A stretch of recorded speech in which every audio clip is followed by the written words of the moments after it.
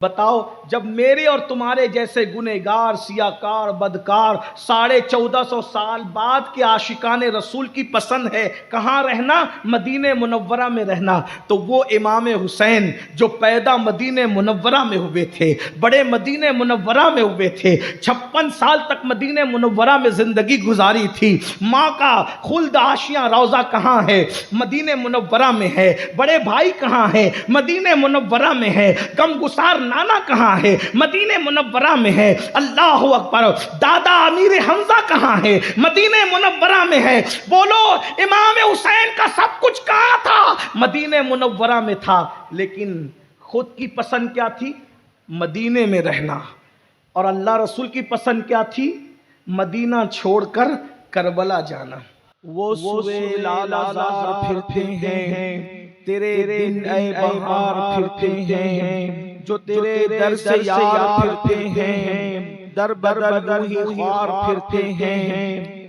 اس گلی کا گدا ہوں میں جس میں مانگتے تاجدار پھرتے ہیں۔ پھول کیا دیکھو میری آنکھوں میں، دشت طیبہ کے خار پھرتے ہیں۔ جان ہے جان کیا نظر آئے، کیوں عدو گرد غار پھرتے ہیں۔ رکھیے جیسے ہیں خانہ ساتھ ہیں ہم، مول کے عیبدار پھرتے ہیں۔ آہا کل عیش تو کیے ہم نے، آج وہ بے قرار پھرتے ہیں۔ ہائے غافل وہ کیا جگہ ہے جہاں 5 جاتے ہیں 4 پھرتے ہیں۔ اور کوئی کیوں پوچھے تیری بات رضا، تجھ سے کتے ہزار پھرتے ہیں۔ آج کی یہ محفل شہزادہ حضور مخدوم سمنا، اولاد حضور غوث الاعظم دستگیر، پیر کامل، ولی کامل، ولی ابن ولی،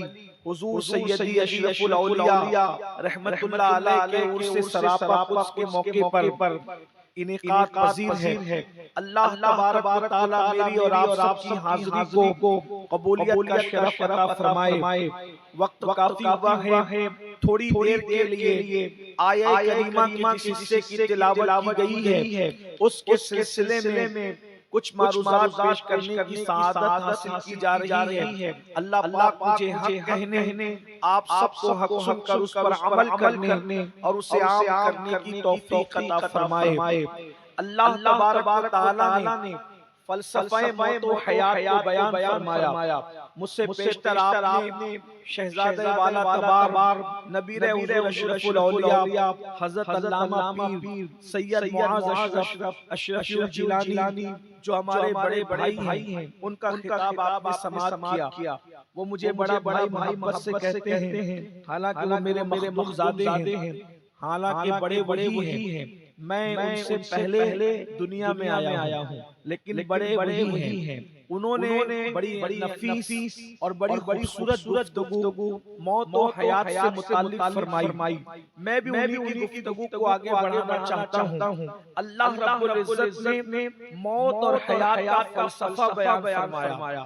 ظاہر سی بات ہے، اگر اللہ نے انسان کو زندگی ہی دینی تھی تو پھر اس موت کیوں عطا فرمائی؟ اگر اللہ نے دنیا کو بسانا ہی تھا تو پھر اس کو فنا کرنے کا اعلان کیوں کیا؟ جب بسایا جا رہا ہے تو فنا کرنے کی بات کیوں کی جاتی ہے؟ مثال کے طور پر میں اللہ کی ذات مثل اور مثال سے پاک ہے، لیکن ایک بات سمجھانے کے لیے عرض کی جا رہی ہے، اگر تاج محل بنایا گیا ہے اور اس کو بنانے کے بعد توڑ دینے کی بات کی جائے تو لوگ کہیں گے کہ بنایا تھا تو توڑنے کی بات کیوں کی گئی؟ مگر یہ دنیا کے انسان ہے جن کا بنانا اور توڑنا اپنے انداز کا ہوتا ہے۔ اللہ اکبر۔ مگر میرے اللہ نے کائنات کو بنانے کی بات بھی فرمائی، بنانے والا وہی ہے، مگر اس نے یہ بھی فرمایا کل من علیہا فان، سب فنا ہو جائیں گے۔ اللہ رب العزت کی ذات باقی رہنے والی ہے۔ اللہ اکبر۔ موت پیدا کی ہے تو پھر حیات پیدا کی، اور جب حیات پیدا کی تو پھر موت کیوں پیدا کی؟ حیات اور موت کا فلسفہ کیا ہے؟ جب آبادی ہی پیدا کرنی تھی تو ویرانہ کیوں پیدا فرمایا؟ اللہ اکبر۔ تو میرا اللہ حیات حیات اور موت کا فلسفہ یوں بیان فرماتا ہے اللہ اکبر، یہاں ہمارے مسئلے کا بلکہ مسائل کا حل بھی آپ کو مل جائے گا۔ میرا اللہ فرماتا ہے الذی خلق الموت والحیات لیبلوکم ایکم احسن عملا، ہم نے زندگی اور موت کو اس لیے پیدا کیا تاکہ ہم تمہیں آزمائیں، ہم تمہیں جانچیں، ہم تمہارا امتحان لیں کہ کون تھوڑی سی زندگی کو پا کر اچھا عمل کرتا ہے، عمل حسن نہیں احسن۔ اللہ اکبر، تفضیل کے ساتھ کہا جا رہا ہے عمل حسن کے لیے بھی ہمیں پیدا نہیں کیا گیا، عمل احسن کے لیے اللہ نے سب سے اچھے عمل جو زیادہ اچھے ہیں، اچھے اعمال کے لیے انسان کو پیدا کیا۔ کیوں؟ موت اور حیات اس لیے پیدا کی گئی ہمیں جانچا جائے، ہمارا امتحان لیا جائے کہ کون اچھا عمل کرتا ہے، کون بہترین عمل کرتا ہے۔ موت و حیات کا فلسفہ یہ ہے۔ اب مجھے بتاؤ، اللہ اکبر، دنیا میں آنے کے بعد ہم اچھا عمل کرنے کی بجائے ہم تو برائیوں کے اندر ڈوب گئے۔ اب دیکھیے موت بھی ہے اور حیات بھی ہے، دونوں چیزیں ہیں، اور اس کے بیچ میں کیا ہے؟ احسن عمل، اچھا عمل۔ اس سے پتہ چلا اگر دنیا اچھی چاہتے ہو، زندگی اچھی چاہتے ہو تو بھی نیک عمل کرو، اور اگر موت اچھی چاہتے ہو تو بھی نیک عمل کرو۔ اللہ اکبر، آج لوگ کہتے ہیں مولانا کوئی وظیفہ دے دو، مولانا کوئی تعویذ دے دو، مولانا کوئی طریقہ بتا دو۔ کیوں؟ تاکہ اچھی روزی مل جائے، بیٹے کو رشتہ آ جائے، اسی طریقے سے دکان میں برکت ہو جائے، مکان میں برکت ہو جائے۔ ایک بات میں عرض کروں، آپ کے سامنے حضور تاج الاولیاء کی شخصیت جلوہ گر ہے۔ یہ وہ پیر نہیں ہے جو آپ کو اندھیرے میں تاریکی میں رکھ کر شریعت سے دور کرے اور جہنم کے گڑھے میں ڈھکیل دے۔ یہ وہ لوگ ہیں اللہ اکبر جس کے خاندان نے 6 صدیوں سے زائد سے قوم کی شریعت اور طریقت میں یکساں رہنمائی فرمائی ہے۔ ان کی موجودگی میں عرض کر رہا ہوں، سن لو، تعویذ سے اچھا رشتہ آئے یا نہ آئے اس کی کوئی گارنٹی نہیں ہے۔ اگر بیٹیوں کو اچھا رشتہ چاہتے ہو، اچھا عمل کرو، اس کی برکت سے اللہ تمہاری بیٹیوں کو اچھے رشتے عطا فرمائے، تمہارے بچوں کو اچھے رشتے عطا فرمائے گا۔ اور اے نوجوانوں، تم بھی در در کے بھکاری بن کر پھر رہے ہو، 28 سال کی عمر ہو گئی، اچھا رشتہ نہیں آتا، 30 سال کی عمر ہو گئی، اچھا رشتہ نہیں آتا۔ یاد رکھنا، ارے جب اچھے عمل سے آخرت اچھی ہو سکتی ہے تو اچھے عمل سے دنیا اچھی کیوں نہیں ہو سکتی؟ عمل اچھا کرو، اس کی برکتیں دیکھو۔ بہت سارے لوگ سوچ رہے ہوں گے کہ آخر آپ نے کس کو بٹھا دیا کہ کیا نیکی کرنے سے بھی اچھا رشتہ آتا ہے۔ میں ایک مثال آپ کے سامنے رکھوں، آپ کو ابھی بات سمجھ میں آ جائے گی۔ اللہ اکبر، آپ نے سنا ہوگا اگر اچھا عمل کافر بھی کرے تو اللہ اس کو بھی صلہ عطا کرتا ہے۔ تھوڑا کم کر دیں، آواز کرا رہی ہے، آواز ایسی کھول دیں، صرف اس کو چھوڑ دیں، کم کر دیں اس کو، تاکہ لوگ صرف سن سکیں، میری بات پہنچ جائے۔ ایکو جو ہے وہ نعت خواں کے لیے ضروری ہوتا ہے، ہمارے لیے اس کو بہت ہلکا کر دے، کم، ورنہ یہ سمجھ نہیں پا رہے ہیں، بہت ساری باتیں ایسی کان کے اوپر سے چلی جا رہی ہے۔ ابھی مجھ سے پیشتر جو لوگ بول رہے تھے، ایکو اتنا زیادہ تھا کہ کچھ باتیں سمجھ میں آ رہی تھی، کچھ سمجھ میں نہیں آ رہی تھی۔ بات سمجھ میں آنی چاہیے، مقصد تقریر کا یہ ہے۔ ایک بار سب مل کر بلند آواز سے درود شریف پڑھ لیں۔ رب صلی وسلم دائما ابدا علی حبیبک خیر الخلق کلہم، صلاۃ و سلام علیک یا سیدی یا رسول اللہ، صلاۃ و سلام علیک یا جد الحسن والحسین وعلی آلک و اصحابک یا جد الغوث الثقلین۔ امید ہے مائیں اور بہنیں بھی یہاں موجود ہوگی۔ اچھا عمل جسے ہم نیکی کہتے ہیں، نیکی اتنا ثمر والا درخت ہے، ایسی پھل لانے والی چیز ہے کہ اگر کافر بھی نیکی کرے تو اللہ اس کو بھی محروم نہیں رکھتا، اللہ کافر کو بھی نیکی کا صلہ عطا کرتا ہے۔ لیکن چونکہ وہ کافر ہے اس لیے اس کی نیکی کا صلہ اس کو دنیا میں ملتا ہے، وہ بھی اس میں اللہ رب العزت کی طرف سے کوئی کٹوتی نہیں ہے۔ آخرت میں کافر کو صلہ کیوں نہیں ملتا؟ اس لیے کہ وہ آخرت کو مانتا ہی نہیں، یہ بھی اس کا عمل ہے۔ وہ آخرت کو نہیں مان رہا ہے تو اللہ کہتا ہے تو دنیا کو مانتا ہے، تیری نیکی کا صلہ میں صرف دنیا میں دوں گا چونکہ تو آخرت کو مانتا نہیں ہے۔ لیکن مومن کی شان یہ ہے کہ اللہ رب العزت اس کی نیکی کا صلہ اس کو دنیا میں بھی عطا کرتا ہے اور آخرت میں بھی عطا فرمائے گا۔ مگر نیکی کتنی بڑی چیز ہے، اللہ کا دشمن اگر نیکی کرے اللہ اس کو بھی صلہ دیتا ہے۔ جو خدا دشمن کو نیکی کا صلہ عطا کرے وہ خدا اپنے بندوں کو کتنا صلہ عطا کرتا ہوگا۔ غور فرمائیں، نیکی کی اہمیت کو سمجھو، نیکی کی اہمیت کو سمجھو۔ نیکی کیا ہے؟ اللہ کے رسول فرماتے ہیں البر لا یبلا والذنب لا ینسا والدیان لا یموت اعمل ما شئت کما تدین تدان، اور کما قال علیہ الصلوۃ والسلام، نیکی کبھی پرانی نہیں ہوتی۔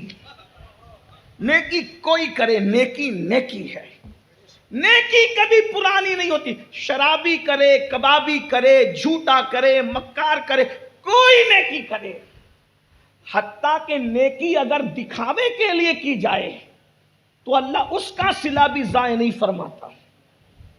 میں بہت ذمہ داری سے کہہ رہا ہوں کیونکہ یہاں شریعت اور طریقت کا سنگم ہے۔ نیکی اگر دکھاوے کے لیے کی جائے تو اللہ اس کو بھی ضائع نہیں کرتا۔ مطلب کیا؟ جس نے دکھاوے کے لیے نیکی کی، مطلب پیسہ دیا تاکہ لوگ مجھے سخی کہیں، تو اللہ اس کے اس مقصد کو بھی پورا کر دیتا ہے کہ تو نے سخی کہلانے کے لیے چندہ دیا، پوری دنیا میں تجھے سخی کہلوا دوں گا۔ تو نے نمازی کہلوانے کے لیے نماز پڑھی، پوری کائنات میں تجھے نمازی کہلوا دوں گا۔ تو نے مجاہد کہلانے کے لیے اپنے آپ کی جان دے کر کے شہید ہوا، پوری کائنات میں تجھے مجاہد کہلوا دوں گا۔ تو نے علامہ کہلانے کے لیے تقریر کی، پوری دنیا میں تجھے علامہ کہلا دوں گا۔ یعنی اگر تو نے جس مقصد کے لیے نیکی کی ہے وہ مقصد تجھے پورا کر دوں گا۔ لیکن جس نے اللہ کے لیے نیکی کی کہ اللہ راضی ہو جائے تو اللہ اس سے راضی بھی ہو جاتا۔ بات دور نکل رہی ہے، بہت بڑی بات میں نے کہہ دی، شاید میرے جانے کے بعد کچھ پڑیاں بندنا نہ شروع ہو جائے کہ میں نے کیا کہہ دیا، کہ اگر نیکی دکھاوے کے لیے کی جائے تو بھی وہ مقصد پورا ہوتا ہے۔ تو حوالے کے طور پہ میں ملفوظ اعلیٰ حضرت پڑھ دیتا ہوں آپ کے ساتھ۔ الفاظ میرے ہوں گے، ملفوظ امام کے ہوں گے۔ امام کے ملفوظات جو الملفوظ کی شکل میں ہے اس کا مفہوم پڑھ رہا ہوں۔ اگر نیکی دکھاوے کے لیے بھی کی جائے تو بھی کامیاب ہوتا ہے آدمی، لیکن جس نے جس مقصد کے لیے نیکی کی اس کو وہی ہے، کما تدین و تدان، جیسا کرو گے ویسا پاؤ گے۔ وہ جو میں نے کہا تھا، حالانکہ اب میرا عنوان یہ نہیں تھا لیکن آ گئی تو پیش کر دوں۔ اورنگزیب کا ذکر ابھی حاذق صاحب فرما رہے تھے، یا غالباً شاہجہاں بھائی فرما رہے تھے، جو بھی۔ اورنگزیب ایک بادشاہ ہے مغلوں کا۔ مغل خاندان میں محققین کی تحقیق کے مطابق سب سے بدترین اگر کوئی آدمی ہے تو وہ اکبر ہے، اور مغلیہ خاندان میں سب سے بہترین اگر کوئی انسان ہے تو وہ اورنگزیب ہے۔ ایک ایسا لبرل بادشاہ گزرا ہے اکھنڈ بھارت میں جس نے ہندو، مسلم، سکھ، عیسائی کی تفریق کے بغیر سب کے ساتھ ایسا سلوک کیا جیسا ایک باپ اپنے بچوں کے ساتھ کرتا ہے۔ ایک الگ عنوان ہے، لیکن ہم کسی بادشاہ کی صفائی دینے نہیں بیٹھے، لیکن بات آئی تو عرض کروں، بادشاہ اورنگزیب کی عادت تھی کہ کوئی مصیبت آئی، کوئی مہم آئی، کوئی مشکل آئی تو وہ ولی تلاش کرتے تھے۔ زمین کے اوپر ولی ہوتا اس سے بھی دعا لیتے، اور جو اولیاء زمین کے اندر ہوتے اس سے بھی دعا لیتے۔ اورنگزیب کی عادت تھی،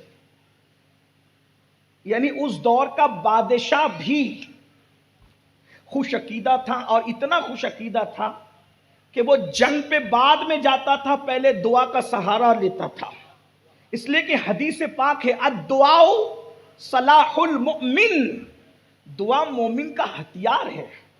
آج کل کے نوجوان چھوکرے تو ولیوں کا مذاق اڑاتے ہیں، ان کی قبروں کو مٹی کا ڈھیر کہتے ہیں، اور سب کو شک کی نظر سے دیکھتے ہیں کہ ان کی دعا کیا کام آئے گی۔ اللہ کے بندو، ولیوں کی دعا فوراً قبول ہوتی ہے، اس کے ثبوت بے شمار موجود ہے، لیکن یہاں وہ عنوان بھی نہیں۔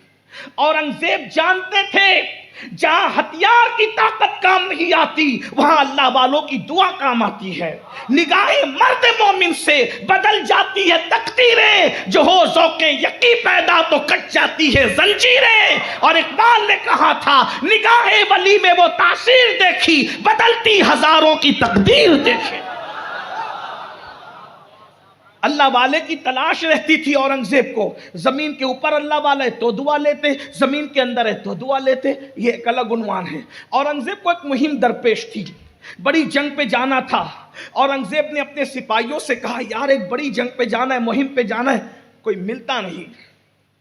وہ وہاں ہو یہ رہا تھا کہ اورنگزیب کا دربار تھا، باپ داداؤں کے در سے مغل بڑے منچلے تھے، سب کی تائید تو حمایت ہم کرتے بھی نہیں ہیں۔ مغلوں کے یہاں شعرا ہوتے تھے، ادبا ہوتے تھے، ندیم ہوتے تھے، ادیب ہوتے تھے، خطیب ہوتے تھے، شعرا ہوتے تھے، بڑے بڑے فنکار ہوتے تھے، اور انہوں نے سب کو اپنے درباروں میں رکھ رکھا تھا۔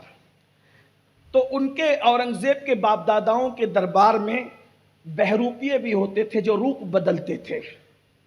تو اورنگزیب جب بادشاہ بن گئے تو ایک بہروپی آیا، کہا کہ آپ کے باپ داداؤں کے دربار میں میرے باپ دادا رہتے تھے، ہم ایسے بہروپی ہیں نا جناب کہ روپ بدل کے آئیں تو کوئی پہچان ہی نہ سکے، روپ بدل کے آئیں تو کوئی پہچان ہی نہ سکے۔ اورنگزیب نے کہا ہمارے یہاں بہروپیوں کی جگہ نہیں، چلے جاؤ یہاں سے، البتہ اتنا ضرور ہے کہ روپ بدل کے آؤ گے تو میں تمہیں پہچان لوں گا، ہر روپ میں تمہیں پہچانوں گا، اور جس روپ میں تمہیں پہچان نہ سکا جو مانگو گے وہ انعام دوں گا، میرا وعدہ ہے۔ بہروپیہ گیا، جانے کے بعد روپ بدل کے آیا، چند دنوں بعد اورنگزیب نے پہچان لیا بہروپیہ، پھر چلا گیا، پھر روپ بدل کے آیا بہروپیہ، پھر چلا گیا، پھر روپ بدل کے آیا بہروپیہ، پھر چلا گیا۔ اب وہ بہروپیے نے آنا بند کر دیا، اب نہیں آتا تھا۔ اورنگزیب کو ایک مہم پہ جانا تھا، تلاش تھی کوئی اللہ والا ملے دعا کرائے، کوئی اللہ والا ملے دعا کرائے، کوئی اللہ والا ملے دعا کرائے۔ سپاہیوں نے کہا حضور ایک اللہ والا اپنی سلطنت میں ہے، اگر آپ چاہیں تو چلیں۔ کہا کہاں؟ کہا وہ کسی سے بات نہیں کرتا، کسی سے ملتا بھی نہیں، کسی سے کوئی گفتگو نہیں، کسی سے کوئی ملاقات نہیں، بس نماز پہ نماز، نماز پہ نماز، سجدے پہ سجدہ، سجدے پہ سجدہ، عبادت پہ عبادت وہ کرتا ہے۔ اچھا، اتنا نورانی چہرہ ہے حضرت کہ چہرہ دیکھو تو خدا یاد آ جائے۔ اچھا، لوگ نورانی چہرے کو بھی پہچاننے میں دھوکہ کھاتے ہیں۔ لوگ، آپ نے تو اتنا ہی سن رکھا ہے نا کہ جس کو دیکھو خدا یاد آ جائے، جس کو دیکھو خدا یاد آ جائے۔ آپ کس کو دیکھ کے خدا کو یاد کرتے ہیں یہ تو آج تک مجھے پتہ ہی نہیں چلا، اس لیے کہ جس قوم کو نماز میں خدا یاد نہیں آتا، اس قوم کو جلسوں میں چہرے دیکھ کے خدا کیسے یاد آتا ہے مجھے سمجھ میں نہیں آیا، اب تک یہ بات میرے سمجھ میں نہیں آئی۔ یہ بات اب تک میرے سمجھ میں نہ آئی۔ 20 رکعت تراویح میں خدا یاد نہ آیا، فجر کی 2 رکعت میں خدا یاد نہ آیا، جس قوم کو مسجد میں خدا یاد نہ آیا اس قوم کو جلسے میں خدا کیسے یاد ہے۔ لیکن بہرحال آپ کے اپنے مسائل ہیں، آپ جانیں، مجھے جتنی بات کرنی میری اوقات، میں ایک چھوٹا سا طالب علم ہوں، وہ بھی بہت چھوٹا سا، کچھ نہیں سیکھا ہے، صرف بزرگوں کی جوتیاں سیدھی کے، اس لیے میں کوئی بات اپنی اوقات سے بڑھ کے نہیں کہنا چاہتا، مگر اتنا ضرور کہوں گا یہ بھی شعور حاصل کر لو کہ کون سا چہرہ دیکھ کے خدا یاد آتا ہے، خدا کو یاد آنا کس کو کہتے ہیں۔ ہاں، ورنہ بیوٹی پارلروں میں تو پھر بہت سے چہرے سنوارے جا رہے ہیں۔ بیوٹی پارلروں کے سجائے ہوئے چہرے دیکھ کر خدا یاد کرنے والوں، یہ بھی شعور حاصل کرو کہ خدا یاد کرنا کسے کہتے ہیں۔ ارے بیوٹی پارلر کے 2-4 گھنٹے کے کریم جسموں پر لگا کر آ کر کے اگر کوئی متاثر کرتا ہے تو وہ لٹیرا تمہارے ایمان کو لوٹ لے گا. خدا یاد آنے کا مطلب یہ ہے کہ اللہ کی خشیت سے دل اتنا چمکدار ہے کہ اس کا چہرہ دیکھ کر کے تمہیں آخرت کی یاد تازہ ہو جاتی ہے, آنکھیں ٹھنڈی ہو جاتی ہے, دلوں کو سکون مل جاتا ہے. اگر ایسا چہرہ زمین میں نہیں ہے تو اس محلے کے اور اس گاؤں کے اور اس شہر کے لوگوں کو میں 28 سال پہلے پیچھے لے جا کر یہ کہہ سکتا ہوں کہ اشرف الاولیاء کا چہرہ دیکھا ہے.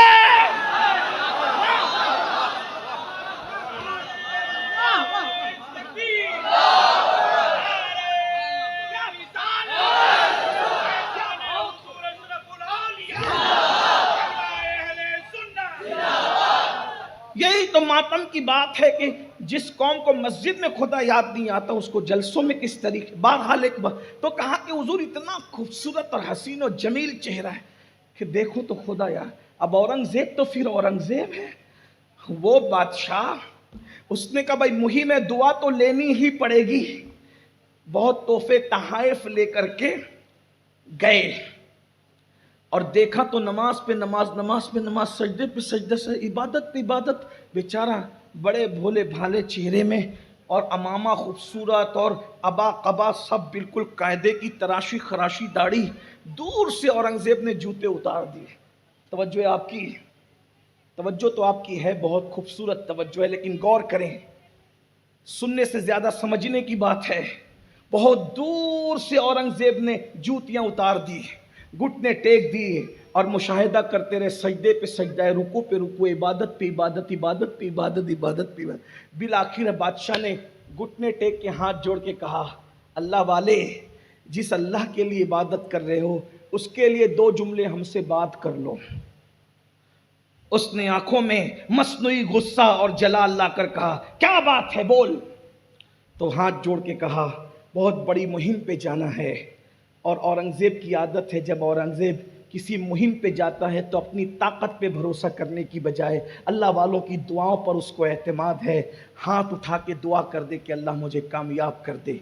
اس نے ہاتھ اٹھا کر دعا کرنے کی بجائے امامہ سر سے اتارا اور امامہ سر سے اتار کے کہا, پہچانا, پہچانا. اورنگزیب کی آنکھوں میں خون اتر آیا, اب پہچانا. میں نے کہا تھا نا میں تجھے دھوکہ دوں گا اور تو مجھے نہیں پہچانے گا, میں وہ بہروپیہ ہوں. کہاں, لیکن میں تجھے ہر روپ میں پہچان سکتا تھا. مذہب کے روپ میں بھی کوئی دھوکہ دے گا یہ اورنگزیب کو کبھی خیال بھی نہیں گزرا تھا. میں اب تو پہچان گیا تجھے, لیکن مجھے یہ خیال نہیں تھا کہ یہ لباس, نماز کے لباس میں, مذہب کے لباس میں, مسلک کے لباس میں, مشرق کے لباس میں, اہل اللہ کے لباس میں بھی کوئی دھوکے باز ہو سکتا ہے بہروپی. مجھے یہ تصور بھی نہیں گزرا تھا کیونکہ ہم یہ کبھی تصور کر بھی نہیں سکتے تھے. لیکن چونکہ میں نے وعدہ کیا تھا کہ اگر تو مجھے دھوکہ دے لے گا جو مانگے گا تجھے دیں گے. مانگ کیا مانگتا ہے, مانگ لے کیا مانگتا ہے. اس کی آنکھوں میں آنسو تھے. کہا اورنگزیب اب کچھ نہیں مانگتا, اورنگزیب اب کچھ نہیں مانگتا. کہا کیوں, اسی مانگنے کے لیے تو اتنے جتن کیے تھے نا, اب کیوں کچھ نہیں مانگتا. کہ مجھے خود آج پتا چل گیا, جب تجھے دھوکہ دینے کے لیے میں نے نماز پڑھی, جب میں نے تجھے, بھئی یہی تو تھا نا کہ میں تجھے دھوکہ دے لوں گا, جب میں نے تجھے دھوکہ دینے کے لیے نیک عمل کیا تو اس کا صلہ میں دیکھ رہا ہوں کہ اکھنڈ بھارت کا بادشاہ گھٹنے ٹیک کر میرے سامنے ہاتھ جوڑ کر کے کھڑا ہے. یہ دکھاوے کے عمل کا نتیجہ ہے. ارے جب میں نے دکھاوے کے لیے عمل کیا تو اکھنڈ بھارت کا بادشاہ ہاتھ جوڑ کے گھٹنے ٹیک کر میرے قدموں میں آ گیا. اگر میں نے عمل اللہ کو راضی کرنے کے لیے کیا ہوتا تو اللہ مجھے کیا عطا فرماتا.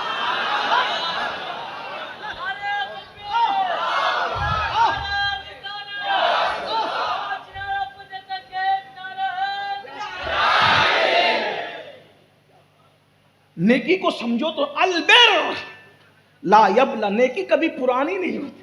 میرے بھائی بہروپیہ نیکی کرے تو بادشاہ قدموں میں آتا ہے. اگر انسان اللہ کے لیے نیکی کرے تو نیکی پھر کہاں پہنچاتی ہے؟ ذرا غور تو کریں، نیکی کی اہمیت سمجھو۔ ہم پیسوں کی محبت میں ڈوب گئے، اللہ کی محبت میں کب آؤ گے؟ نیکیوں کی طرف رغبت کب کرو گے؟ تو میں نے ایک اعلان کیا تھا ابھی تھوڑی دیر پہلے، کیا کہ نیکی اگر کافر کرے تو بھی اللہ صلہ دیتا ہے۔ بیٹی کا رشتہ کوئی چیز نہیں میرے بھائی، جب نیکی سے اللہ ملتا ہے تو بیٹی کو رشتہ کیوں نہیں مل سکتا؟ جب نیکی سے اللہ ملتا ہے تو روزی کیوں نہیں مل سکتی؟ جب بیٹی سے اللہ ملتا ہے اور جنت ملتی ہے تو اچھے مکانات دنیا میں کیوں نہیں مل سکتے؟ کوئی نیکی کر کے تو دیکھے۔ میں نے ایک بات کہی، بچیاں بہنیں بھی بیٹیاں بھی موجود ہیں کہ کیا نیکی سے اچھا رشتہ ملتا ہے؟ میں نے کہا کافر بھی نیکی کرے تو بھی ملتا ہے۔ ایک کافر ہے، اس کی 3 پوتیاں ہیں۔ کتنی؟ بولے کتنی؟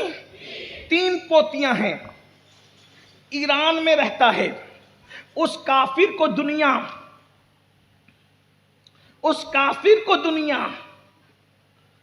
کس نام سے جانتی ہے؟ اللہ اکبر، نوشیروان کے نام سے۔ ایران کا بادشاہ ہے، نوشیروان ہے، اور دنیا اس کو عادل کہتی ہے، لیکن احتیاطاً ہم چپ رہتے ہیں۔ یعنی وہ لوگوں کے درمیان اپنے زمانے میں اپنے اعتبار سے عدل کرتا تھا، ایسا لوگ کہتے ہیں۔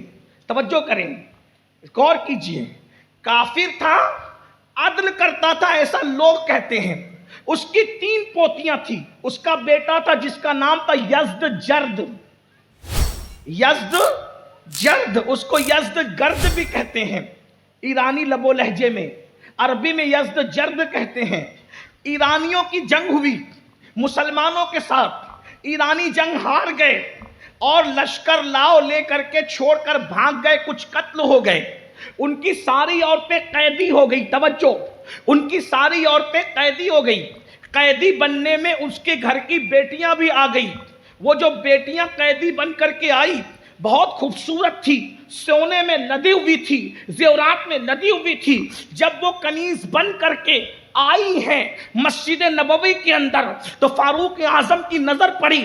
فاروق اعظم نے فرمایا یہ 3 خوبصورت لڑکیاں جو بہت حسین ہیں، لدی ہوئی زیورات میں، یہ کس کی بیٹیاں ہیں؟ اور ان پر خوف نہیں ہے، یہ بے خوف ہے، نڈر ہے، ان کی الگ انفرادیت ہے، یہ سب سے ہٹ کر ہے۔ تو کسی نے کہا یہ نوشیروان کی پوتیاں ہیں اور یہ یزدجرد کی بیٹیاں ہیں، کنیز بن کر کے آئی ہیں۔ فاروق اعظم نے کہا بیچ دو اور بیچ کر کے رقم لاؤ اور مسلمانوں کے بیت المال میں جمع کرا دو۔ مولا علی کھڑے ہوئے، فرمایا نہیں، ایسا نہیں ہوگا۔ اللہ کے رسول علیہ السلام نے ہمیں بتایا جو عالم کفر میں عزت والے سمجھے جاتے ہوں، اسلام میں بھی اس کو عزت دی گئی ہے۔ یہ بیٹیاں یزدجرد کی بیٹیاں ہیں، آپ مجھے دے دیں یا رقم لے لیں۔ کہا آپ کیا کریں گے؟ آپ نے کبھی کنیزوں کو اہمیت نہیں دی، آج ان کنیزوں کو کیوں اہمیت دے رہے ہیں؟ کہا بڑے گھرانے کی بیٹیاں دنیاوی اعتبار سے تو بڑے گھرانے کی بہویں بھی بنانا چاہتا ہوں۔ تو کہا کیسے بناؤ گے؟ کہا ایک کو، تینوں بہنوں میں سے ایک کو عمر کی بہو بناؤں گا، ایک کو ابو بکر کی بہو بناؤں گا اور ایک کو رسول اللہ کی بہو بناؤں گا۔ پھر کیا ہوا؟ ایک کو آزاد کیا، عبداللہ ابن عمر کے ساتھ نکاح کیا۔ عبداللہ ابن عمر سے جو بیٹا پیدا ہوا اس کا نام سالم رکھا گیا، اور ایک کو آزاد کیا اور حضرت عبد الرحمن کے ساتھ نکاح کیا، صدیق اکبر کے بیٹے، ان سے بیٹی پیدا ہوئی، اس بیٹی کا نام اسما رکھا گیا، اور ایک کو آزاد کیا اور ان کا نکاح امام حسین کے ساتھ کیا، اور ان سے جو بیٹا پیدا ہوا ان کا نام امام زین العابدین رکھا گیا۔ اب صوفیہ یہ سوال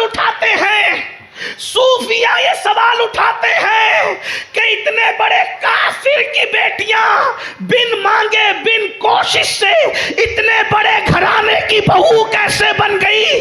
क्या किसी ने रिश्ते के लिए मेहनत की? क्या किसी ने रिश्ते के लिए कोशिश की? किसी ने रिश्ते के लिए भाग दौड़ की? एक उमर इब्ने खत्ताब की बहू, एक सिद्दीक अकबर की बहू, एक रसूलुल्लाह की बहू, बोलो बिन मेहनत के ये रिश्ते चल के आए कैसे? तो दादा लोगों के कहने के मुताबिक लोगों में आदल करता था।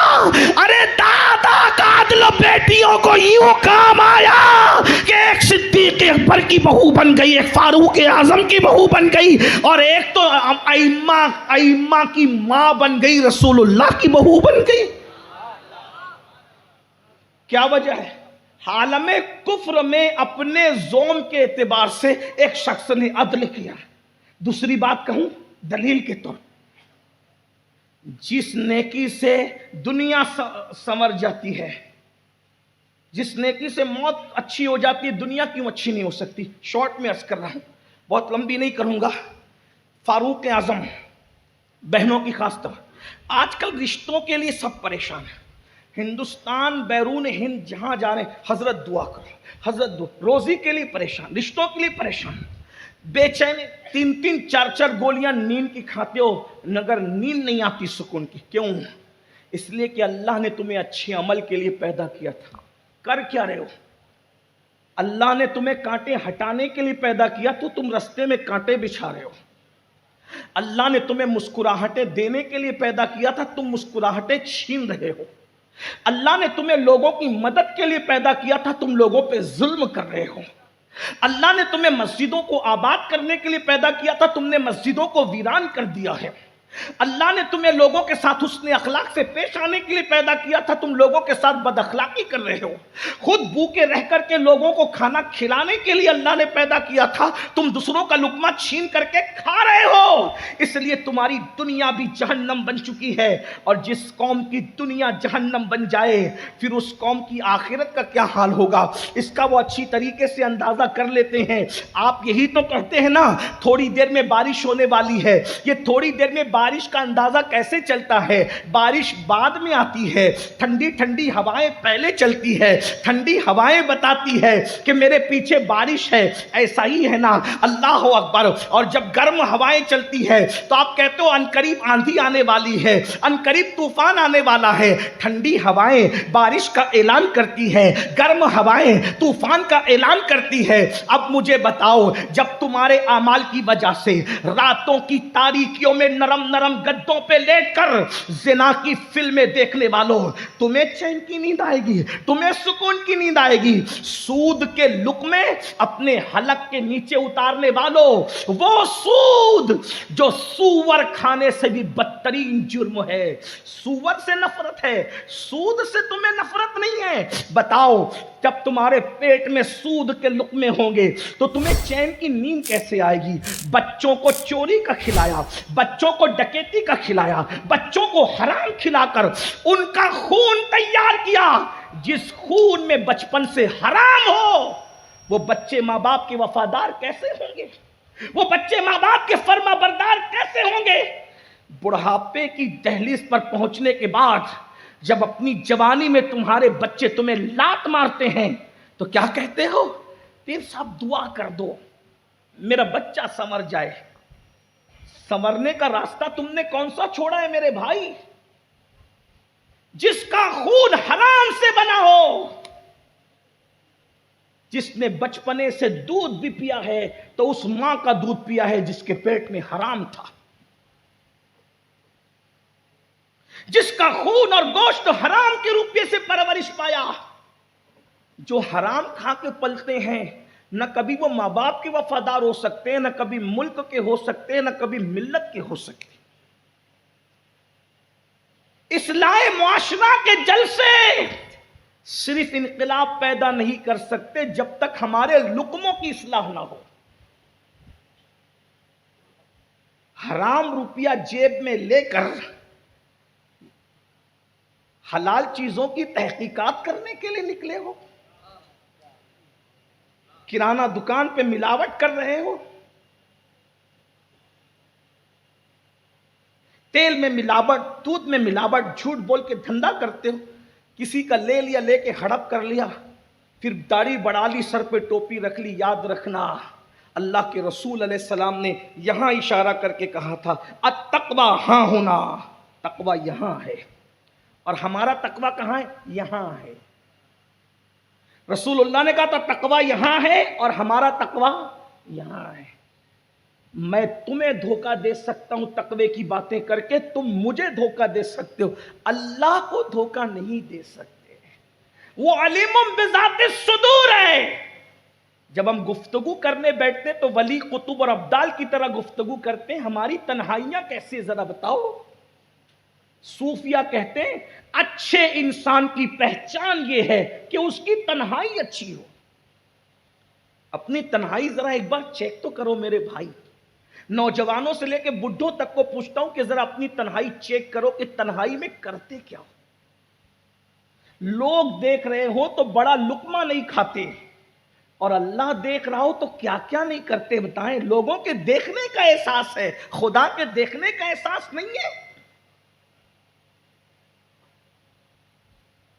اقبال نے کہا تھا متاع دین و دانش لٹ گئی اللہ والوں کی، یہ کس کافر ادا کا غمزہ خوریز ہے ساقی، مگر ہم مایوس نہیں ہے، نہیں اقبال مایوس اپنی کشت ویرا سے، ذرا نم ہو تو یہ مٹی بڑی زرخیز ہے ساقی۔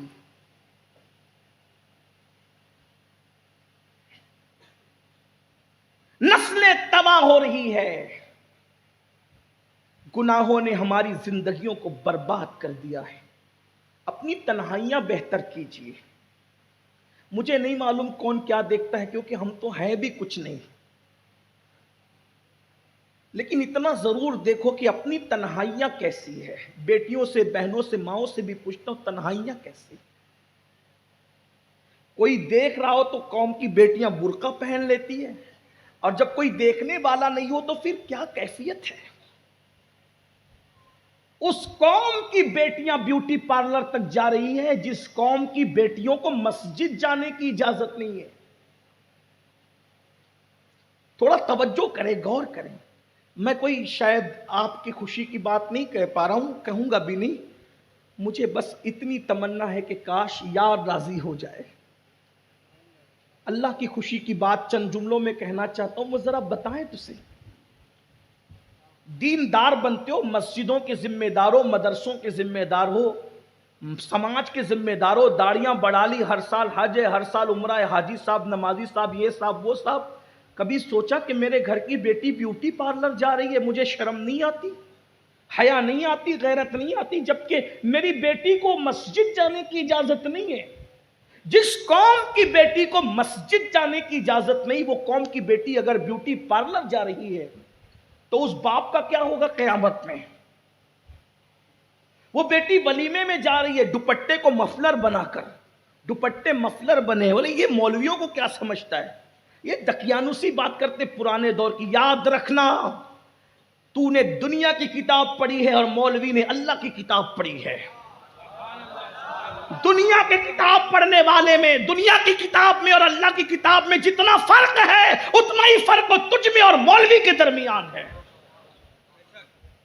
بیٹیاں دوپٹوں کو مفلر بنا چکی ہے، بیٹیاں ولیمے میں بے پردہ جا رہی ہے، شادیوں میں بے پردہ جا رہی ہے، میتوں میں بے پردہ جا رہی۔ اور اب تو تماشا یہ ہے کہ عاشور کے دن سنگھار کر کے مسلمانوں کی بیٹیاں جلوسوں میں نکل رہی، سنگھار کر کے۔ جس دن شہر بانوں کا سہاگ اجڑ گیا،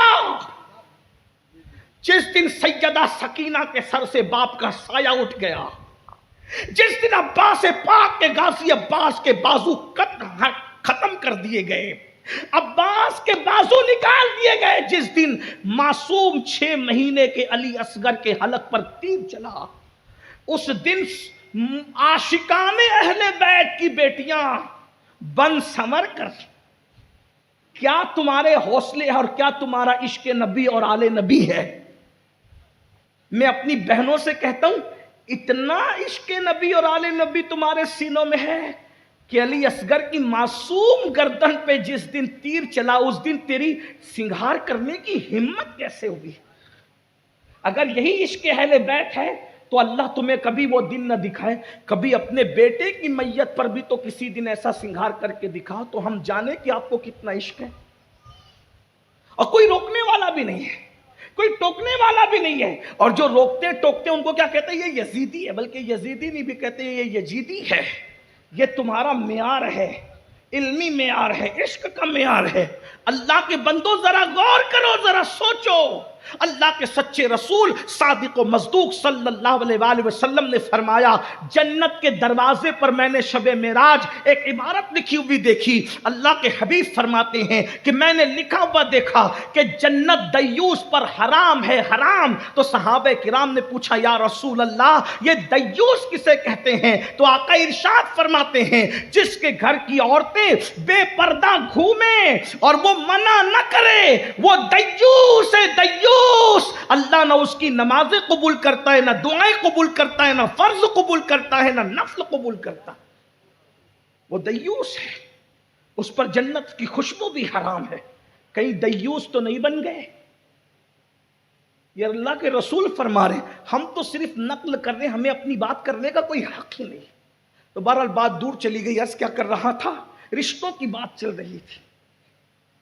فاروق اعظم کا دور ہے، دور فاروقی میں فاروق اعظم نے اعلان کیا، دودھ میں پانی ملا کر نہیں بیچا جائے گا۔ اور پھر فاروق اعظم چیک کرنے کے لیے نکلتے بھی تھے، گلی گھومتے تھے، تلاش کرتے تھے کہ لوگوں کا حال کیا ہے، لوگوں کی کیفیت کیا ہے، لوگوں کا کیا معاملہ ہے۔ تو اچانک رات کی تاریکی اور سناٹے میں فاروق اعظم نے ایک آواز سنی، بوڑھی آواز تھی، کپ کپی تاری تھی، کا بیٹی جلدی سے دودھ میں پانی ملا تو اس سے پہلے کہ صبح ہو جائے۔ جب بوڑھی آواز نے رات کا سناٹا توڑا تو ایسے میں جوان آواز اپنی رانائیوں کے ساتھ کانوں سے ٹکرائی کہ امی تمہیں پتا نہیں کہ امیر المومنین نے دودھ میں پانی ملا کر بیچنے سے منع فرمایا ہے؟ بوڑھی عورت نے کہا کہ امیر المومنین تیرا ابھی سو رہا ہوگا، اس کو اپنی خود کی خبر نہیں ہوگی، تیری کیا خبر ہے؟ امیر المومنین نہیں دیکھ رہا ہے، ملا دے پانی۔ اس لڑکی نے کہا امی امیر المومنین نہیں دیکھ رہا ہے مگر اللہ تو دیکھ رہا ہے نا۔ بس یہ بات امیر المومنین کے دل پہ اتنا اثر کر کہ اتنی نیک بچی آپ نے دیوار پہ نشان بنا دیا، دیوار پہ نشان بنایا اور چلے گئے۔ صبح اپنے بیٹوں کو بلا کے کہا میں بوڑھا ہو گیا ہوں، اب نکاح نہیں کر سکتا، اب شادی نہیں کر سکتا۔ تم میں سے کون ہے جو اس لڑکی سے شادی کرے جو رات کی تنہائی میں بھی یہ تصور رکھتی ہے کہ اللہ اسے دیکھ رہا ہے؟ ایک بیٹے نے کہا ٹھیک ہے ابا جان میں نکاح کر لوں گا، اور اس کے بعد صبح کو گئے خود رشتہ، امیر المومنین کے گھر کا رشتہ چل کر آیا۔ توجہ ہے آپ کی بیٹیوں کی توجہ، بہنوں کی توجہ۔ امیر المومنین 3 بر اعظموں پر حکومت کرنے والا امیر المومنین، بلا شرکت غیر 3 بر اعظموں کا حاکم کسی کی کٹیا میں چل کر جا رہا ہے رشتہ لے کر اپنے بیٹے کے لیے۔ کیوں؟ اس لیے کہ نیکی کی طاقت کتنی ہے، تقوی کی طاقت کتنی ہے، پرہیزگاری کی طاقت کتنی ہے۔ میرے بھائی بڑے سے بڑے وزیر کے نام پہ جلسہ ہوتا تو رات کے 2 بجے یہاں کوئی نہیں بیٹھتا۔ یہ اشرف الاولیاء کے تقوی کی طاقت ہے کہ تمہیں بھی بٹھا رکھا ہے اور مجھے بھی بٹھا رکھا۔ آپ نیکی کو سمجھتے کیا ہیں؟ آپ تقوی کو سمجھتے کیا؟ بہت پاورفل ہے تقوی، بہت پاورفل ہے نیکی، نیکی کی طاقت بہت بڑی ہے۔ امیر المومنین خود رشتہ لے کر کے گئے، غریب کی کٹیا میں رشتہ ہو گیا، صرف اسی میں بات ختم نہیں ہوئی، رشتہ ہو گیا۔ امیر المومنین کی بہو بنی، کس بنیاد پہ؟ دولت کی وجہ سے نہیں، حسن کی وجہ سے نہیں، مال کی وجہ سے نہیں، چاپلوسی کی وجہ سے نہیں، کر و فر کی وجہ سے نہیں، تقوی کی وجہ سے امیر المومنین کی بہو بنی۔ اور صرف بہو نہیں بنی بلکہ اس بچی سے جب اس کی شادی ہوئی تو ایک بیٹی پیدا ہوئی، اور وہ بیٹی عبدالعزیز کی دلہن بنی، اور عبدالعزیز کے گھر میں پھر اسی بیٹی سے ایک بیٹا پیدا ہوا، اور اسی بیٹے کو دنیا نے عمر ابن عبدالعزیز کے نام سے جانا۔ اور یہ پہلی صدی کا مجدد ہے جسے دنیا عمر ابن عبدالعزیز کہتی ہے۔ لوگ کہتے تھے عمر ابن عبدالعزیز کا دور دیکھ کر ہمیں عمر ابن خطاب کا دور یاد آ گیا۔ خلافت راشدہ کی نشاط ثانیہ کر دی اس شخص نے، وجہ نانی کا تقوی ماں کو پہنچا، اور ماں کے تقوی کی برکت نواسے تک پہنچ رہی۔ غور فرمائے، یہ تقوی کی برکت ہے، یہ غور فرمائے۔ تو اللہ فرماتے ہیں الذی खलकल मौत वल हयात लियब्लुवकुम अय्युकुम अहसनु अमला। हमने मौत और ज़िंदगी को इसलिए पैदा किया ताकि तुम्हें आजमाएं कि कौन थोड़ी सी ज़िंदगी पाकर अच्छा अमल करता है। मेरे भाई, अच्छा अमल करो, ज़िंदगी खूबसूरत हो जाएगी, और जिसकी ज़िंदगी खूबसूरत हो गई उसकी मौत भी खूबसूरत होगी। बस दो जुमले कह के अपनी बात ख़त्म करना चाहता हूँ। मेरे भाई, जब ज़िंदगी अच्छी से मुराद क्या? नरम गद्दा मेरे नज़दीक अच्छी ज़िंदगी नहीं है। किसी कहने वाले ने कहा था, सो जाते हैं फुटपाथ पे अखबार बिछाकर, मजदूर कभी नींद की गोली नहीं खाते। नरम गद्दों से, पैसों के बल पे नरम गद्दे खरीदे जा सकते हैं, सुकून की नींद नहीं खरीदी जा सकती। अच्छी जिंदगी क्या है? अच्छी जिंदगी को एक जुमले में बयान कर दूं, अच्छी जिंदगी का मतलब यह है जो अल्लाह को पसंद हो। अब जुमला सुन लें, बात एंड की तरफ ले जा रहा हूं, वक्त ज्यादा हुआ, मुझे भी जाना है, और मखदूम साहब का बयान भी आपको, मखदूम इब्ने मखदूम हुजूर ताजुल औलिया का खिताब भी आपको भी सुनना है, मुझे भी सुनना है, हमें मलफूजात हज़रत के सुनने। लेकिन तवज्जो करें, अल्लाह की पसंद की जिंदगी तुम गुजारो, तवज्जो है, अल्लाह की पसंद की जिंदगी तुम गुजारो, तुम्हारी पसंद की मौत अल्लाह तुम्हें अता फरमाएगा। दुनिया में तुम अल्लाह की पसंद का ख्याल करो, आखिरत में अल्लाह तुम्हारी पसंद का ख्याल फरमाएगा। ये बात है, बस इतनी सी बात है, और कोई नहीं। फलसफा मौत और हयात यही है, अल्लाह को क्या पसंद है, अपनी पसंद खत्म कर दो, अपनी पसंद खत्म कर दो, अल्लाह तुम्हारी पसंद का ख्याल फरमाएगा। एक मिसाल दूं, हालांकि वक्त ज्यादा हो गया, लेकिन मिसाल दूं, तवज्जो करें। कितने लोग दिल में है तो ही बोलना, झूठ नहीं बोलना। कितने लोग हैं जो मदीने मुनव्वरा जाना चाहते हैं? सुभान अल्लाह, सबको मदीने मुनव्वरा दिखाए, बार बार दिखाए। और अब ये भी सही बोलना, कितने लोग हैं जो मदीना छोड़कर आ जाना चाहते हैं? कोई नहीं। उस्ताद ज़मान मौलाना हसन बरेलवी ने कहा था, मर के जीते हैं जो जाते हैं मदीने को हसन, मर के जीते हैं जो जाते हैं मदीने को हसन, जी के मरते हैं जो आते हैं मदीना छोड़कर।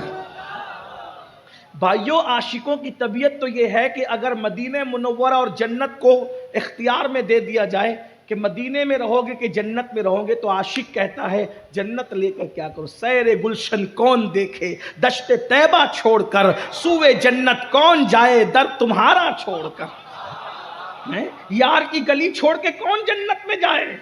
बोलो, मदीने में रहना, मदीने मुनव्वरा में रहना सबकी पसंद है कि नहीं है? अल्हम्दुलिल्लाह। बताओ, जब मेरे और तुम्हारे जैसे गुनहगार, सियाकार, बदकार 1450 साल बाद के आशिकाने रसूल की पसंद है कहाँ रहना? मदीने मुनव्वरा में रहना, तो वो इमाम हुसैन जो पैदा मदीने मुनव्वरा में हुए थे, बड़े मदीने मुनव्वरा में हुए थे, 56 साल तक मदीने मुनव्वरा में जिंदगी गुजारी थी। माँ का खुल्द आशियाँ रोज़ा कहाँ है? मदीने मुनव्वरा में है। बड़े भाई कहाँ है? मदीने मुनव्वरा में है। गमगुसार नाना कहाँ है? मदीने मुनव्वरा में है। अल्लाह अकबर। दादा अमीर हमजा कहाँ है? मदीने मुनव्वरा में है। बोलो, इमाम हुसैन का सब कुछ कहाँ था? मदीने मुनव्वरा में था। लेकिन खुद की पसंद क्या थी? मदीने में रहना। और अल्लाह रसूल की पसंद क्या थी? मदीना छोड़कर करबला जाना। देख रहे, दो पसंद, दो पसंद है। क्या? अपनी पसंद मदीने मुनव्वरा में रहना, और अल्लाह रसूल की पसंद मदीने मुनव्वरा छोड़कर दीन बचाने के लिए कहां जाना? इमाम हुसैन की पसंद क्या? अगर बात समझ में आ गई तो जवाब दे दे। इमाम हुसैन की पसंद क्या? मदीने मुनव्वरा में रहना। अल्लाह रसूल की पसंद क्या? दीन बचाने के लिए कहां जाना? करबला मोहल्ला में जाना। मदीने मुनव्वरा में ठंडी हवाएं, करबला में तपती हुई रेत। मदीने मुनव्वरा में कंधों पे उठाने वाले, करबला में लाश पे घोड़े दौड़ाने वाले। मदीने मुनव्वरा में साकिए कौसर, करबला के अंदर पानी पर पैरा बिठाने वाले। बोलो, राहतें یہاں تھی، مصیبتیں وہاں تھی، لیکن امام حسین نے بتایا سچا عاشق وہ نہیں ہوتا، وفادار وہ نہیں ہوتا جو اپنی پسند کو ترجیح دیتا ہے، ارے وفادار تو وہ ہوتا ہے جو اپنی پسند پر یار کی پسند کو ترجیح دیتا ہے۔ امام حسین نے کہا میری پسند ہے مدینہ منورہ میں رہنا، اللہ رسول کی پسند ہے مشن اور دین بچانے کے لیے کربلا میں جانا، میری پسند ہے راحتیں، اللہ رسول کی پسند ہے مصیبتیں، میری پسند ہے ساقی کوثر، اللہ رسول کی پسند ہے فرات کے کناروں پر پیرا بٹھانے والوں سے مقابلہ کرنا۔ امام حسین نے اپنی پسند کو قربان کر دیا تو اللہ نے انعام یہ دیا، حسین تو نے دنیا میں میری پسند پر اپنی پسند کو قربان کر دیا، میں نے جو چاہا وہ تو نے دنیا میں کیا، اب تو جو چاہے گا وہ تیرے ساتھ کیا جائے گا۔ ارے قبروں کے نشان مٹ جاتے ہیں لیکن جب تک دنیا رہے گی تیرا گنبد و مینار چمکتا رہے گا، ہر محلے میں تیری نسلیں آباد رہے گی، ہر جگہ تیرا ذکر آباد رہے گا۔ اللہ اکبر، دوستوں سے بھی تیرے ڈنکے بجواؤں گا اور دشمنوں سے بھی درود ابراہیم پڑھوا کر کے تیرے ذکر کرواؤں۔ دیکھ رہے اللہ کی پسند کا تم دنیا میں خیال کرو، آخرت میں اللہ تمہاری پسند کا، تم جو چاہو گے وہ ہوگا، تم جو چاہو گے۔ بلکہ آپ کو بتاؤں دنیا میں چند دن رہنا ہے اور آخرت میں ہمیں اشرف العلماء نے چند دن کی، اشرف الاولیاء نے چند دن کی زندگی میں اللہ کے مشن کا خیال کیا ہے نا، دورہ کرتے رہے۔ بلکہ مجھے تو احباب نے بتایا کہ جب حضور قادری میاں مدظر اللہ العالی بوقت وصال سرہانے نہیں تھے تو یہاں کے مریدین چاہتے تھے کہ آپ کی طبیعت زیادہ موت کے قریب لگتی ہے تو آپ کے شہزادے کو بلا لیں۔ مرتے وقت تو کون نہیں چاہتا کہ بیٹا سرہانے کھڑا رہے، کون نہیں چاہتا بھائی، لیکن حضور اشرف الاولیاء نے کیا فرمایا، نہیں وہ اللہ کے مشن پر ہے، ان کو وہیں رہنے دو۔ غور فرمائیں، توجہ فرمائیں، جس کو اپنی جان اور اولاد سے زیادہ اللہ کا مشن پیارا تھا۔ اور یہ جو مخدوم اشرف مشن ہے نا، یہ تو نام مخدوم اشرف کا ہے، مخدوم اشرف کا مشن خود اللہ رسول کا مشن ہے۔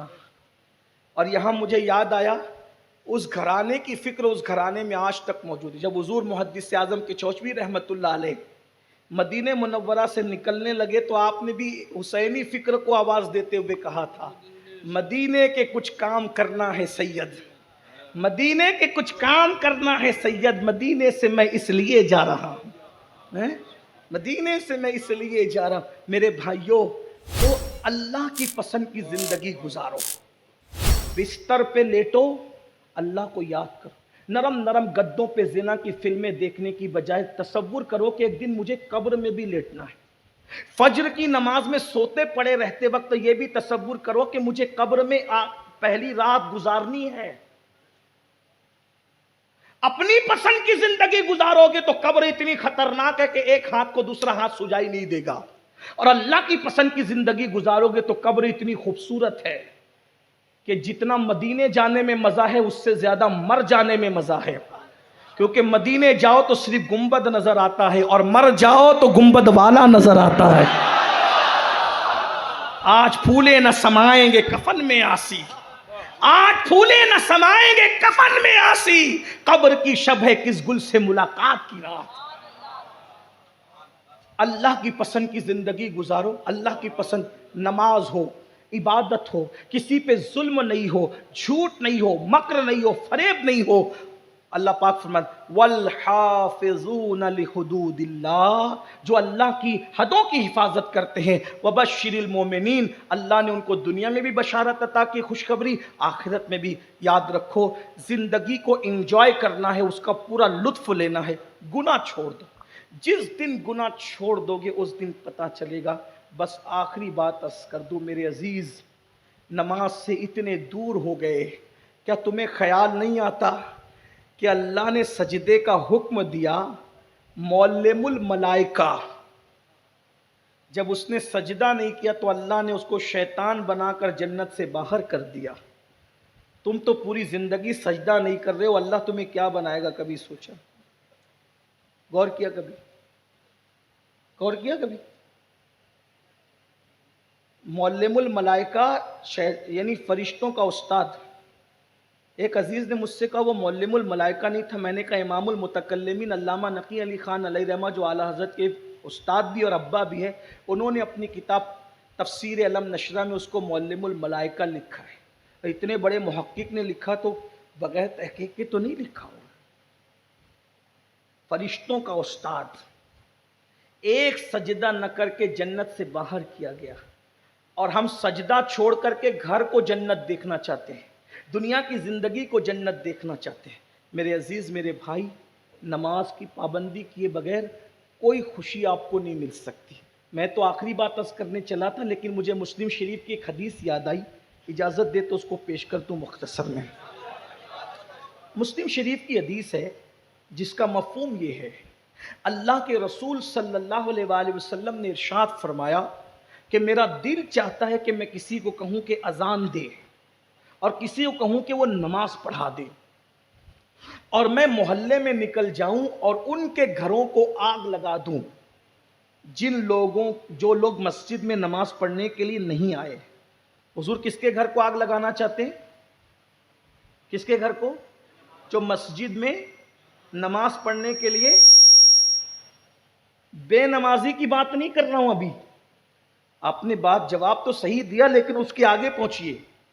بے نمازی کی بات نہیں کر رہا ہوں، جو مسلمان جماعت سے نماز نہیں پڑھتے، بلا عذر شرعی جماعت چھوڑتے، حضور کہتے میں ان کے گھر کو آگ لگا دینا چاہتا ہوں۔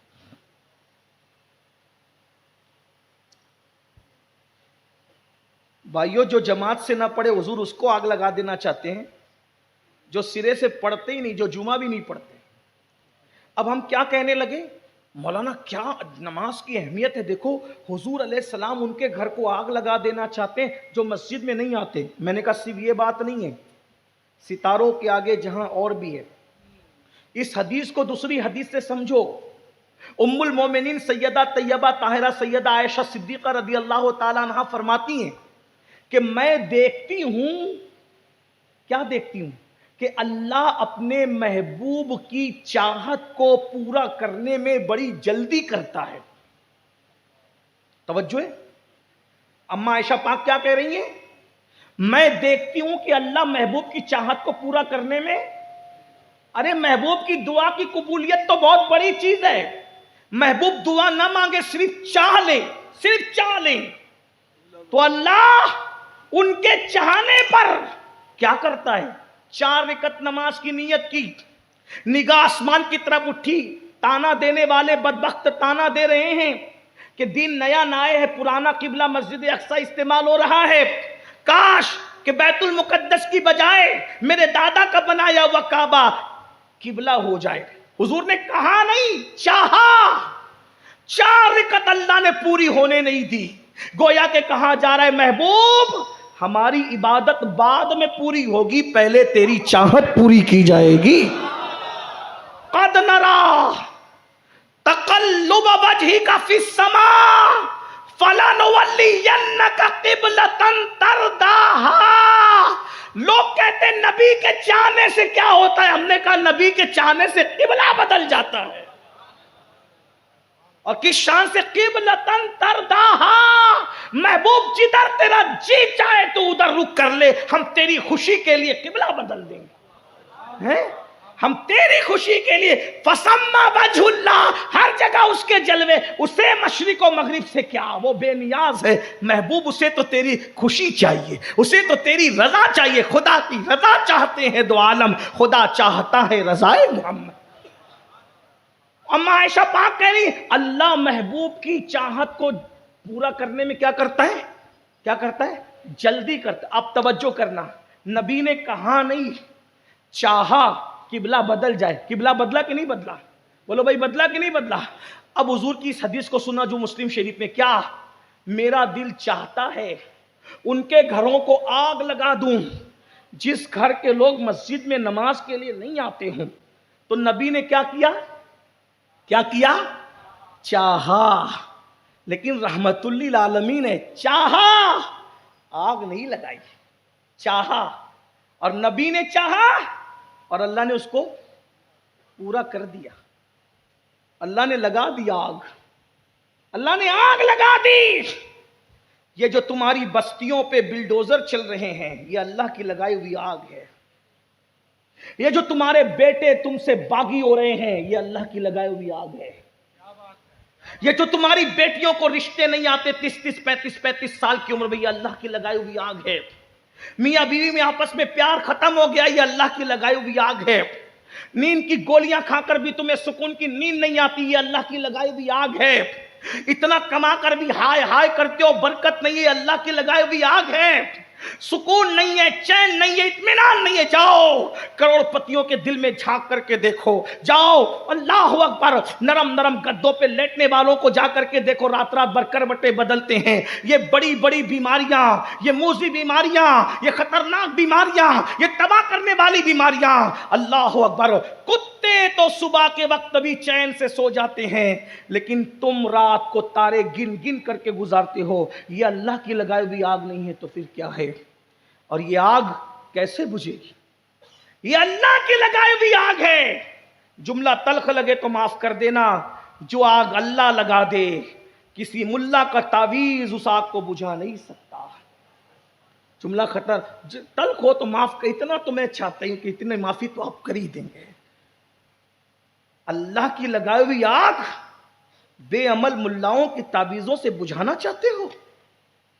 اللہ کی لگائی ہوئی آگ بے اثر وظیفوں سے بجھانا چاہتے ہو؟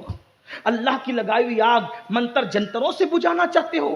اللہ کی لگائی ہوئی آگ اپنے خود ساختہ اور سوکار تقوی سے بجھانا چاہتے ہو؟ نہیں، یہ آگ نہیں بجھ سکتی۔ اس آگ کو بجھانے کا بس ایک ہی طریقہ ہے، مسجدوں میں سجدہ کر کے آمنہ کے لال کی آنکھوں کو ٹھنڈا تم کر دو، اللہ تمہارے گھروں کی لگی ہوئی آگ کو بجھا دے گا۔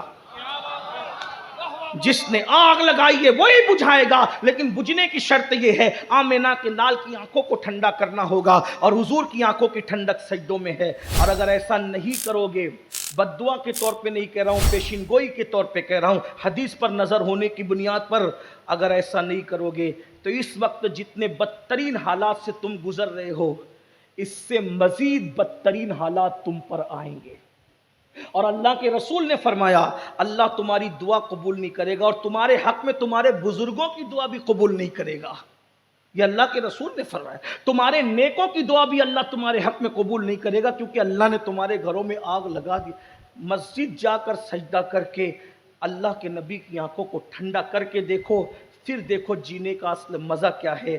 لیکن اتنا یاد رکھنا، نماز اسی کے پیچھے پڑھنا جو نماز لانے والے مصطفیٰ جان رحمت سے عشق کرتا ہو، ورنہ اس کے پیچھے وہ نماز کیسے ہو سکتی ہے کہ جس نے نماز لائی ہے وہ اسی کو اپنی طرح بشر کہتا ہو، نبی کے ماں باپ کو کافر کہتا ہو، نبی کے علم غیب کا انکار کرتا ہو، یہ کہتا ہو ارے نبی تو کوئی اختیار ہی نہیں رکھتے۔ ارے نادان، تیری بیوی کو تو نے چابیاں سونپ رکھی ہے، جس کو تو نے اپنا محبوب بنایا، جو طلاق پر مردود ہو سکتی ہے، جب تو اس کو اتنا پیار کر سکتا ہے، بلا تمثیل خدا نے اللہ اکبر پوری کائنات کا جسے مالک و مختار بنایا، ارے تو بیٹوں کو اختیار دیتا ہے، پارٹنروں کو اختیار دیتا ہے، جس کو دوست بناتا ہے اس کو اختیار دیتا ہے، حتیٰ کہ اللہ اکبر جو معمولی کونسلر اور کارپوریٹر بنتا ہے اس کو لوگ اتنے اختیارات دیتے ہیں، تو جس کو اللہ نے اپنی پوری سلطنت کا دولہا بنایا ہو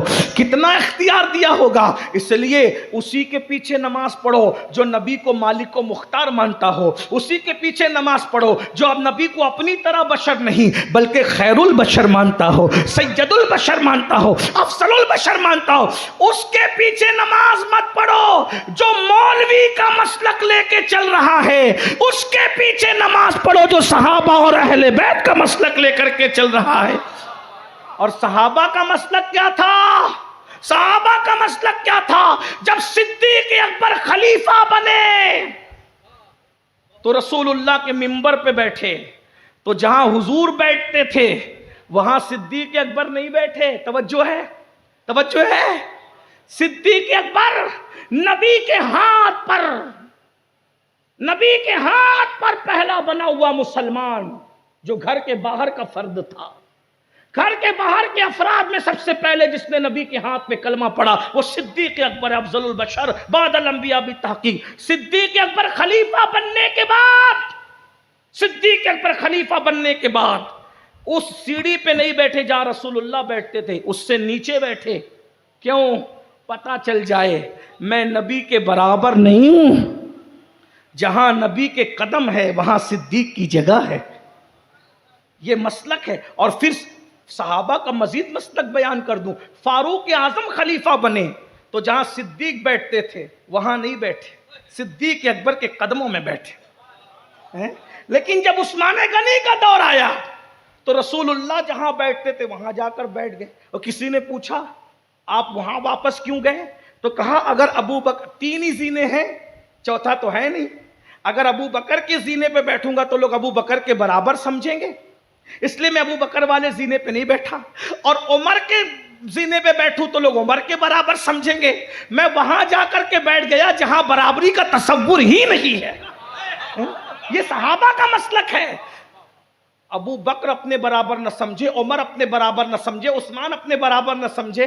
اور یہ 8 سال میں پتہ نہیں کیا کیا پڑھ کر کے آگے اور کہتا ہے نبی ہماری طرح ہے. ایسی باتیں تو نہ تو. لیکن میں ان کو کچھ نہیں کہتا اس وقت، اتنا کہتا ہوں اس کے پیچھے نماز پڑھو جو نماز لانے والوں کا ادب جانتا ہے، اس کے پیچھے نماز نہ پڑھو جو نماز لانے والے کی تعظیم ہی نہیں جانتا. اس لیے کہ ہمارا مسلک تعظیم ہے، توقیر ہے. اللہ اکبر، اللہ کی سرتاب قدم شان ہے. یہ انسان نہیں انسان، وہ انسان ہے. یہ قرآن تو ایمان بتاتا ہے انہیں، ایمان یہ کہتا ہے میری جان ہے. یہ دوران گفتگو کوئی غلطی ہو تو اللہ تعالیٰ معاف کر دے. استغفر اللہ ربی ان ربی لغفور الرحیم وما علینا الا البلاغ. السلام علیکم ورحمۃ اللہ.